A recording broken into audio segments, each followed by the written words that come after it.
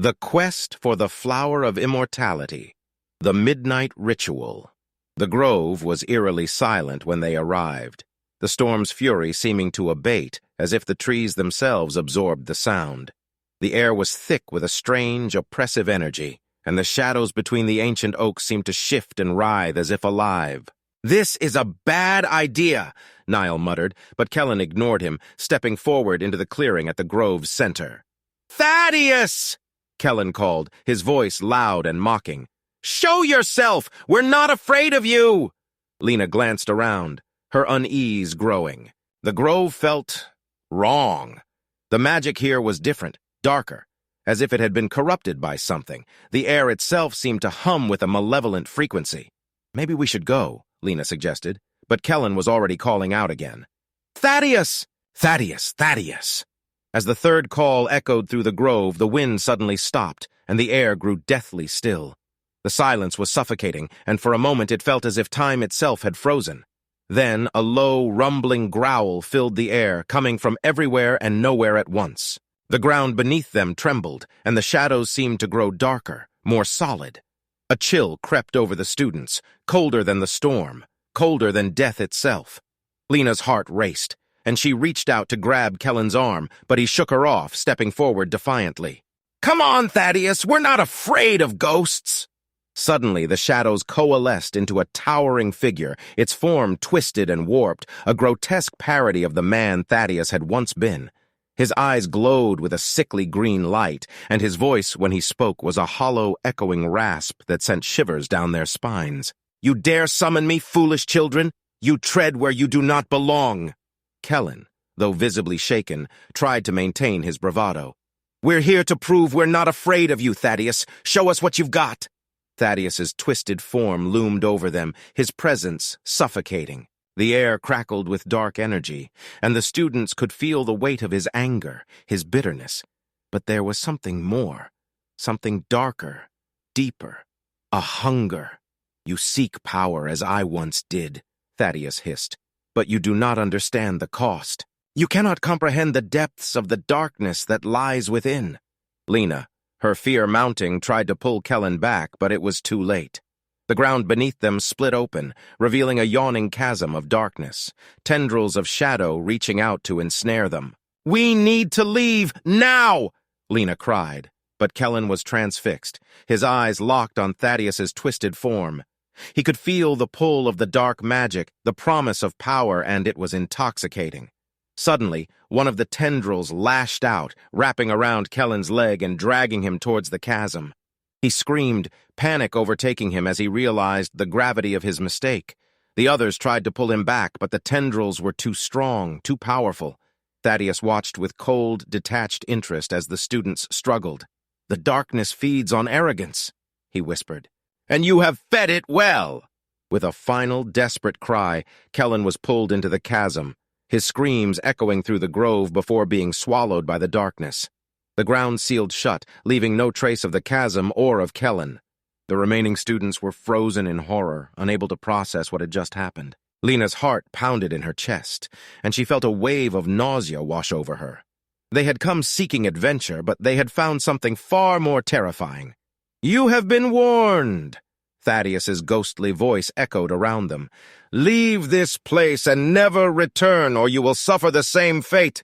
The figure began to dissolve into the shadows, his presence fading as the grove returned to its unnatural silence. The students stood in stunned silence, the weight of what they had just witnessed pressing down on them. The aftermath! Lena and the others stumbled back to the school, soaked and shaken, their minds reeling from the encounter. Word of Kellen's disappearance spread quickly, and the school was thrown into chaos. Alara and Rowan, now older and wiser, immediately recognized the signs of dark magic and took swift action to seal the grove, forbidding anyone from entering it again. But the damage was done. The students were haunted by what they had seen, and whispers of Thaddeus's curse spread like wildfire. The once thriving school now carried an air of fear and unease, as if the shadows of the grove had seeped into its very walls. Lena, guilt-ridden and traumatized, withdrew from her studies, plagued by nightmares of the chasm and Kellen's final desperate scream.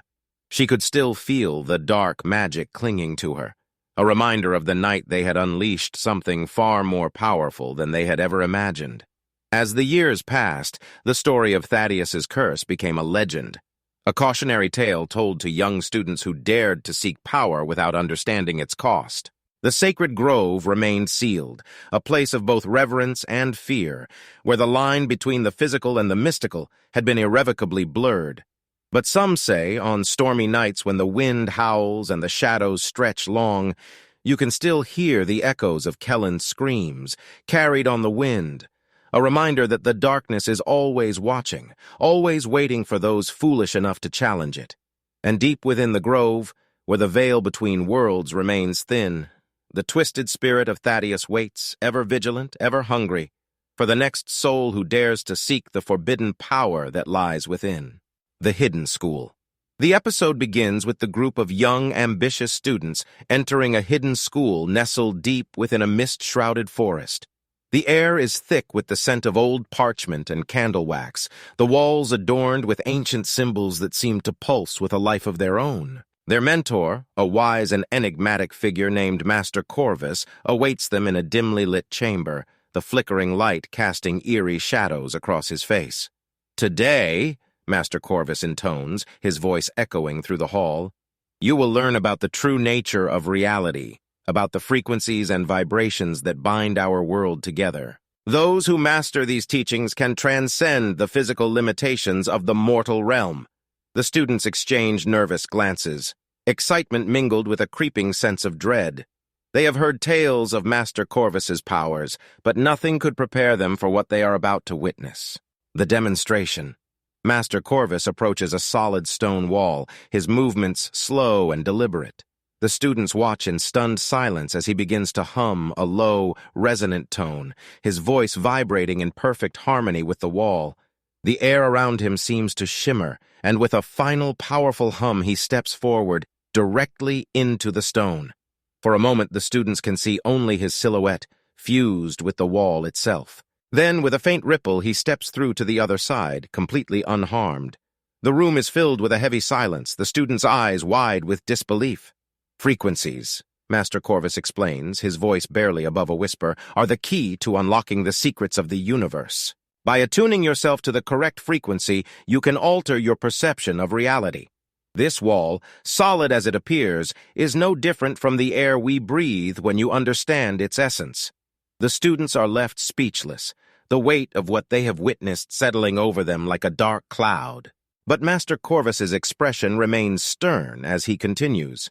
"This is not a skill learned overnight. It requires years of dedication, a deep understanding of oneself and the world around you. Many who seek this power are lost to madness, their minds unable to grasp the true nature of existence." To be continued,